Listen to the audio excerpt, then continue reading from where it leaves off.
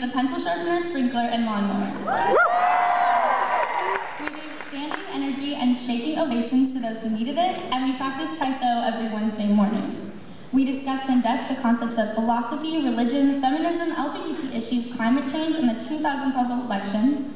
We toured mosques, Jewish centers, celebrated the Hindu Holy Fest, and explored our own religions at the Interfaith Circus. We toured museums, contemplated art, and looked into our past so as to create a brighter future. We walked and we walked and we walked and we walked and we walked as it grew hotter and hotter and hotter. We square danced with strangers, meditated with oranges, painted tall things, deconstructed books, made recycled books, and countless other service projects. We watched Shakespeare, we performed Shakespeare, we doubted Shakespeare, and when our vernaculars failed us, we made music in choir, a cappella, on pianos, guitars, violin, saxophones, flute, oboes, and accordions at MSA Live.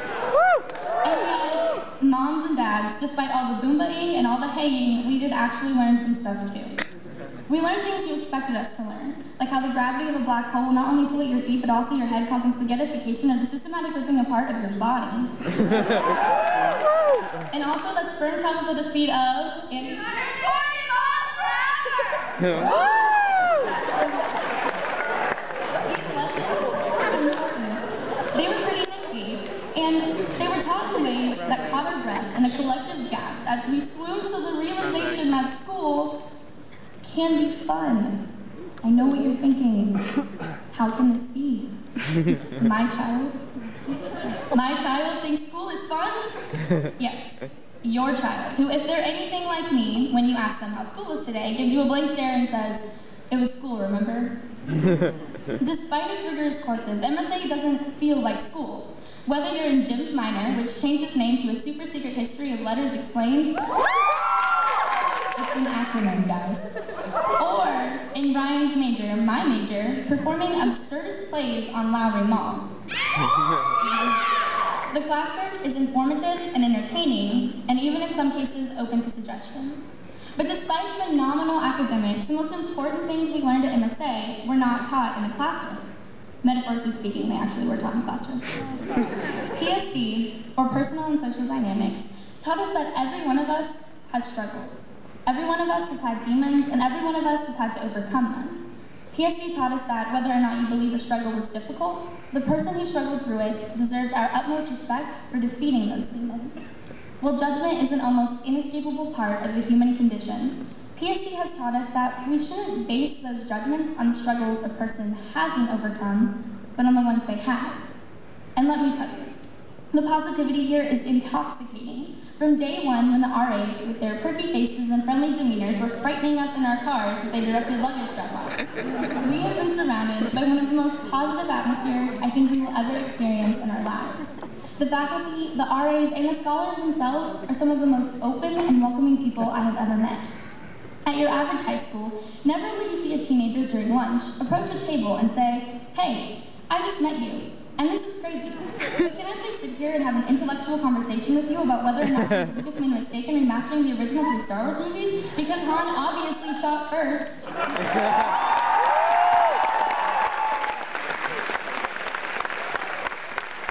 at MSA will you find 15 and 16-year-olds, yes, I said 15 and 16-year-olds, talking with people they've known for 3 weeks about things they wouldn't dare discuss with people they've known for 10 years.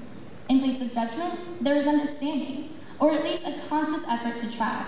In place of fear, there is the ambition to go out and meet people, make connections, even fall in love. But don't worry, parents, they have rules about those kind of things. Mama, no laugh, playing, and malfunction. Anyway, I'd like to take a moment to thank you all for being my friends. Thank you, Amy Hoffman, for being a phenomenal musician and geeking out on Ben Foley. Thank you to Aditi, Nick D, and Sam for chatting with me about my future goals in June. Thank you, Trey, for forgiving me for screwing up your debate round 2 years ago. And thank you to Jesse for allowing me to watch you chase a bat through the Johnson lobby the other day with a fox. You're an idiot. So thank you he killed it, which is sad. Anyways, thank you to Kelly from choir for being one of the sweetest people in my life. And thank you to King Kyle from minor for bringing the beloved Prince Kyle the Tiger into our lives. Thank you to anyone I hung out with, walking to big group, eating at lunch, during various lectures and events. Thanks. And lastly, thank you to my main girls of Fire Hazards for being my absolute best friends here. Liz, our beautiful RA, I know we all want to thank you for being the older sister we needed to make our MSA experiences more incredible than we could have ever hoped for. As we like to say, live life like Liz. I would like to close with a song, because I told my housemates I was going to find a way to put it in the speech. Before MSA, I thought I knew who I was and who I wanted to be. However, I didn't really like that person. I didn't think it was very possible to change my fate and accepted who I was, despite how down it brought me.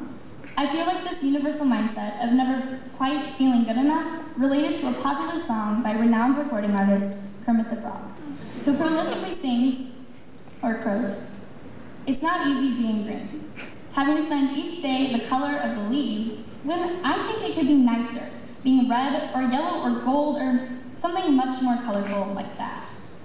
Before MSA, I counted crayons. I didn't just count crayons, actually. I stood them up side by side and admired their pointiness from how often I didn't use them. But at MSA, I was told to instead take those unused crayons and draw pictures. Everything I expected myself to draw, every landscape and portrait of self-expression, was challenged and questioned. My beliefs about myself were turned on their heads until the somebody I thought I was became unrecognizable. MSA taught me to love learning, to love humanity, and to love the people who surround and love me in return. But perhaps more importantly, MSA taught me, and I hope everyone else here, to love ourselves.